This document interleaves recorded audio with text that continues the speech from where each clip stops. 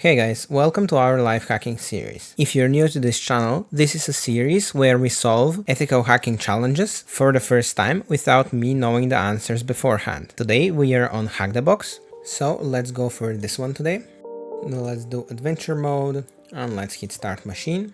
I have connected to the HTTP VPN, and while it is starting up, let's create a folder for this machine here. It's gonna be named Shocker. CD into there, and I'll be back once the machine loads. Okay, there we go, we have an IP, let's copy it, and let's do ping this IP. We get pings back, so the host should be up, and let's start with an nmap scan.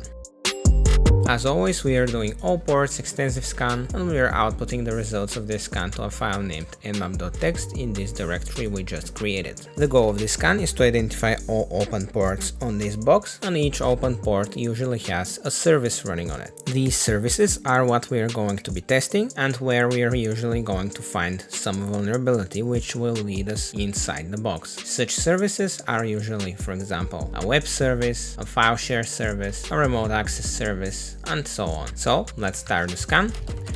This scan usually takes a few minutes to complete, so I will be back once it is done. Okay, the scan is complete and looks like it has identified two running services. One is HTTP on port 80, which is typical, and we also have SSH on port 2222, which is not the default port. The default port is 22, but it is still not too out of the ordinary being on 2222. In any case, we usually can't start from SSH because in most cases we need credentials in order to try use SSH and connect to the remote box with it. It's usually used in legitimate purposes for remote administration. But as you can already guess, a malicious actor has high interest in such service, because if they gain the credentials that an actual legitimate admin is using to remotely manage the host, an attacker will be able to remotely manage it as well. But for now, let's just focus on the HTTP service. We don't see much info from the scan, so let's go and gather some from a browser. Okay, we see this thing, so let's just do view page source. It's just bug.jpg, so if we went to bug.jpg, not big, but bug, there is that image. By the way, here we can see the Apache version. So since there is not much we can see on the root, I assume we need to run a directory busting scan, and hopefully we will find something more interesting somewhere in a deeper directory on this host. So let's do lowbuster dir -u for URL, paste this URL, -w for word list, and let's use user share word lists. Let's start with derp common.txt. It's a short word list which should run for about like 20-30 seconds. If it doesn't find anything, we can use a bigger word list. And so far, I don't know what technology this could be running on, so I will not supply any extensions. So let's just try doing it just like that. Start going through the word list. It found CGI bin, also index.html, which I assume is just this, and CGI-bin, which we get forbidden on. Okay, and we didn't get much else. So let's take this CGI bin directory and let's try busting inside of it. And while that is going, because I saw that the CGI bin is available, and also I think this box is, where can we see? Let's not use the guided mode, let's use adventure mode. It was released September 30th, 2017, so it's quite an old box, and also the name here is Shocker, and this reminds me of a vulnerability referred to as shell shock, which as far as I remember required this CGI bin directory to exist. So that could be something we want to look at. Another thing we might want to look at is this version, but before we start doing that, let's just go on the root directory and try using a bigger word list. So how about dirbuster, and here we had this medium list. So let's try that, let it run. In the meantime, let's take this Apache version and let's just do this and then exploit. We have something from Rapid7, let's see. Do we see any version here? I think that is the remote file disclosure and path traversal on versions 2449 and 2450, so I don't think that's something we want to look at. Yeah, it doesn't look like there are obvious vulnerabilities on this version. So let's see if we are finding anything here. We are not. And the other thing I was thinking just from the name of the box is a vulnerability called shell shock. So let's just Google that. Maybe let's do shell shock exploit, because that could be something that is of larger context other than security. And let's see the AI overview here. Shell shock is a critical remote code execution vulnerability discovered in 2014. So the box is created on in 2017, and that is from 2014. That means that could be valid here, and it affects the GNU bash shell up to version 4.3. So it's basically an RCE from the bash shell itself, and it allows remote attackers, yeah, blah blah. So let's scroll around. We have some blog post here. Let's maybe open that. It's from 2024, and we might want to read some stuff here. So shell shock, also known as bash door, is a critical vulnerability that affects the bash shell, discovered in 2014. It affects Unix systems because bash is the default shell. And why shell shock is dangerous? Shell shock is particularly harmful because it can affect web servers running Apache when configured to handle CGI scripts. And this is actually exactly the case with us here. So this is probably what we need to do on this box, honestly. We have an Apache server with CGI supported. If an attacker can access a vulnerable CGI script on a web server, they can send crafted requests that allow them to execute arbitrary commands on the server with bash. Okay, how shell shock works. The vulnerability occurs when bash incorrectly parses specially crafted environment variables, allowing commands to be executed after the following string pattern. And that is it. Now, how exactly that works, you might want to read on the side if you want, but we'll not dive into too much of that right now. For example, running a CGI script that processes user input might lead to arbitrary commands being executed if those commands are embedded in the environment variables. So, manual exploitation, let's see. To exploit this vulnerability, you first need to identify a vulnerable input vector or CGI script that interacts with bash. Here's how you can do it. First, we need to identify a vulnerable CGI script. They're using GoBuster here, similar to us. Once you identify a CGI script, you can craft an HTTP request that includes the user agent header on any other variable header with a shell shock payload. And here you can use an nmap NSE script to check if the server is vulnerable to shell shock, and we have this script here, http-shellshock, and we need to provide it with a CGI script. So currently we don't have a script, so we just know that there is the CGI bin directory. So it might be a good idea to actually stop this right here, and let's scan in this CGI bin directory, but let's also include -x and include CGI script files, like they have suggested here. Or they're also suggesting sh, so let's just do CGI and sh like that, and let's run that.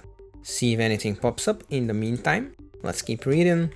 So the nmap script will check that, and if it identifies it as vulnerable, then they're looking at an exploit. They're embedding this payload in the user agent header, and they're getting execution. So let's see if we're gonna find any script like that. Here they also have a Metasploit way of doing it. However, let's not try and use that right now. See if we find anything here.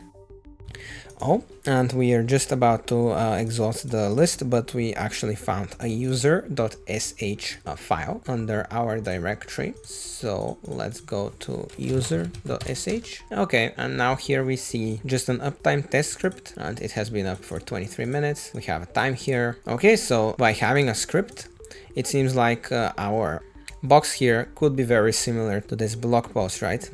So let's copy this nmap command and let's come over here. Let's change this to cgi-bin /user.sh like this. And for the IP, let's take it from right here, paste it here. Let's run this. And it says vulnerable. This application might be affected by the vulnerability known as shell shock. Okay, so this script is identifying it as potentially vulnerable. So let's search for shell shock, Apache, exploit, something like that. Let's see this. Do we have any payload here? Okay, there we have a payload right here. Well, we are doing a curl, adding a header of user agent and supplying this command here, and we are doing it against the script. So let's copy that, paste it right here. Let's change this to be our script right here. And as you can see, the command here was set to cat etc password, and we got etc password right here. So if we do ID here. As you can see, we have command execution. So let's do something like which Python 3. There is Python 3 there, so let's look for, actually let's just go to refshows.net. Was it .net? No, was it .com? Yeah, it was refshows.com. Okay, and let's look for Linux. Why do I see bash only? Have I selected bash somewhere? Ah, here. Okay, let's do Python. Let's click on this. For IP, we need our HTTP IP, which is gonna be this right here.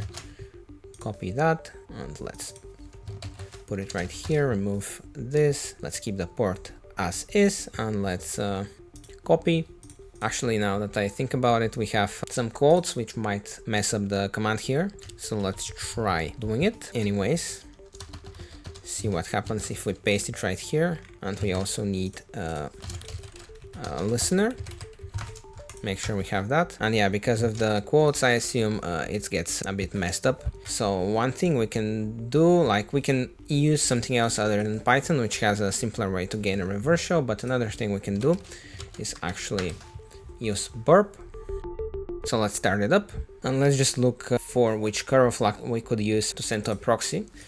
Curl proxy, just look for something like that, like which flag is it? Okay, so it's -x, so we can just do -x. Let's do HTTP 127.0.0.1 and the port is 8080. That is the burp proxy. And now let's close this. Let's go to proxy HTTP history. And now if we hit this again, we go to burp. As you can see, we got the request here. So that is a way to get curl commands in burp as well, if you haven't done that before. But now let's send this to repeater and let's see if it's gonna be a bit easier if we try to get this shell working here. Probably still not gonna work, so we need to figure out what we need to escape. Okay, let's just go back to something simpler. Let's just look for a simple bash shell, something like that, right? So what if we just try using that? So that should be good. Send. That didn't work. Did I miss? Did I delete a quote accidentally? Yeah, looks like I did. So let's try again. Okay, now it's hanging and we got a shell. So I was trying to overcomplicate this a bit, but that's all good. Now let's look for a full TTY. And let's upgrade our shell. We know we have Python 3, so let's do Python 3, paste, and let's now copy this, Ctrl Z, paste, and we now have a more interactive shell. So I assume we need to do sh keygen in order to do the authorized keys thing. We'll try it in a moment. But now we are in CGI bin. Let's go to home shell. There is the user flag. So let's cat user.txt and there we go. Go over here, hit submit flag, and there we go. User flag is submitted. Now let's actually remove the sh directory and let's do sh keygen. Just hit enter, go to .sh now and let's touch authorized keys. Let's nano authorized keys. Okay, we're gonna have some issues with nano, but if I cut this again, echo this to authorized keys, cat authorized keys. Okay, looks good. And now let's try this again. It's asking us for a password for some reason. It doesn't want to authenticate with the key. Not sure why. In another case, we can just cat ID RSA, grab this private key. Let's do subo or nano ID RSA, paste this, exit. Let's move it to ID RSA and let's chmod 400 ID RSA. We are doing that because sometimes SSH doesn't like it when the key file has higher permissions and doesn't want to use it. So by setting it to just read by the owner and nothing else, it usually works. So if you do sh this, and we also do -i id rsa, it still asks for a password. I think it is rejecting our keys for some reason. Yeah, it isn't accepting the keys probably for some reason. Okay, that's fine. Let's use this shell for now. So if you do ID, we see we are in the LXD group, which I think had some prevents in some cases. Let's just go through some common checks. Do we have any sudo permissions? We can actually run user bin Perl with no password, which sounds pretty bad. I believe that would just get us root, right? Let's do gtfobins. And if we just search for Perl, yeah, we definitely will get root from this, right? For sudo, you can just do perl-e exec bin-sh. So let's copy sudo, paste, and we just root. So let's cd into root. There is root.txt. Let's do make_dir.sh. Try doing sh key based authentication here as well. Just want to get it to work. cd into .sh.